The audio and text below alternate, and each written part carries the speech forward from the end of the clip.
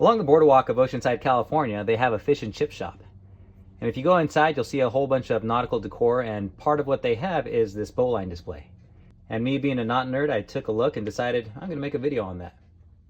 Now for the salty knot tying veterans out there, you'll recognize that two of these bowlines are actually out of place. Whoever put this display together flipped them around. So put it in the comments if you recognize which ones are wrong.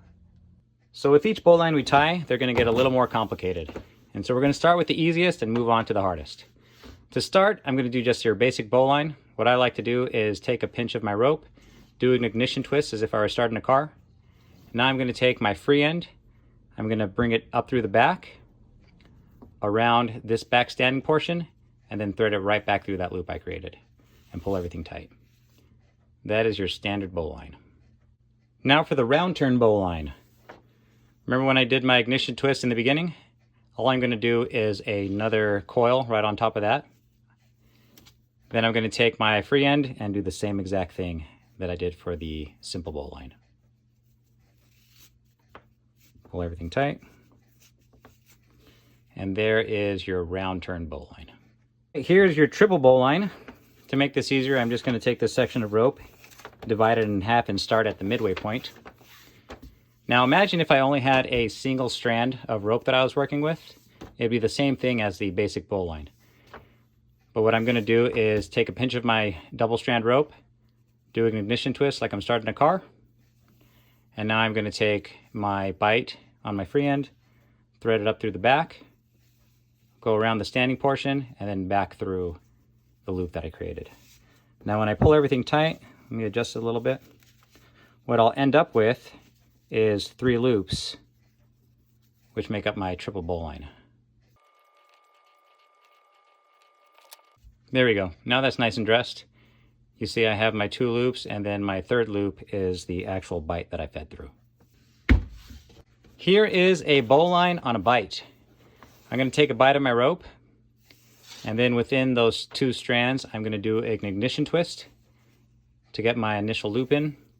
Now I'm going to take the bight on my free end, thread it through, and then this whole loop right here, I'm going to open it up and swallow this entire knot here, and then pull it tight.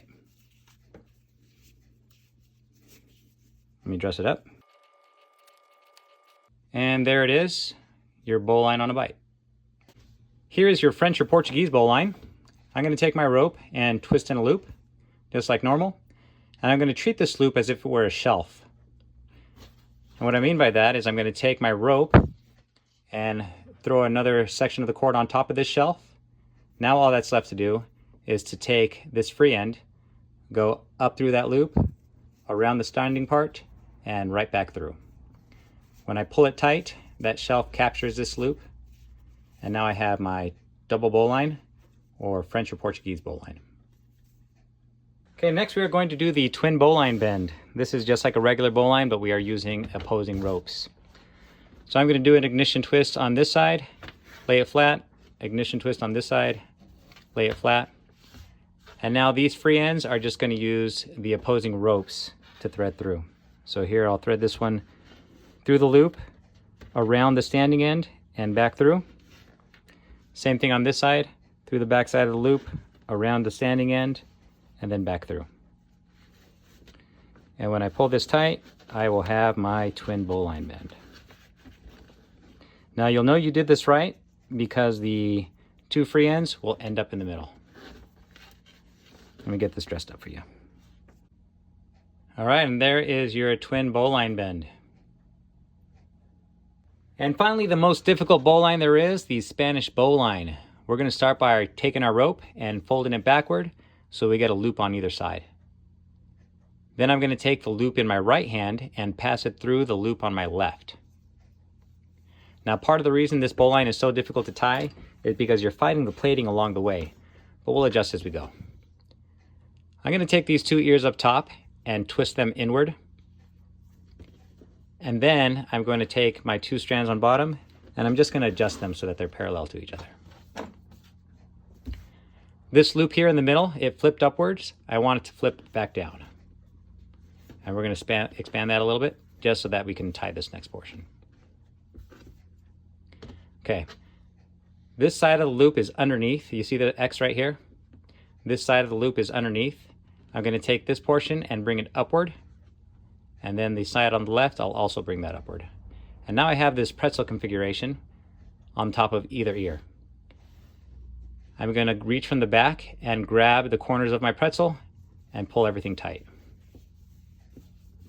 Okay, now I just have to dress it up a little bit. And then I have my Spanish bowline.